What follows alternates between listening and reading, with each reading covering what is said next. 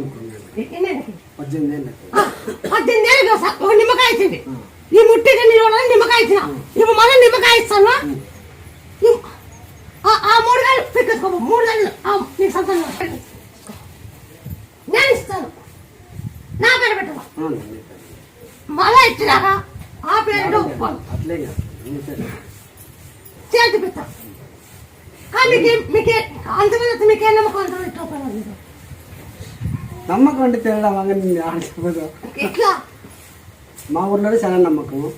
నాకు 2 బిడ్డలు కొడుకు పుట్టినారు. నేను తొలకట్టిన వాళ్ళు చాలా జనాలకు అయినారు. బాగా అయిన వాళ్ళు ఉన్నారు, పిల్లలు పుట్టిన వాళ్ళు ఉన్నారు. ఇప్పుడు వచ్చినారు చాలా. ఇప్పుడు కొంచెం బాగాలేని వాళ్ళు ఉన్నారు.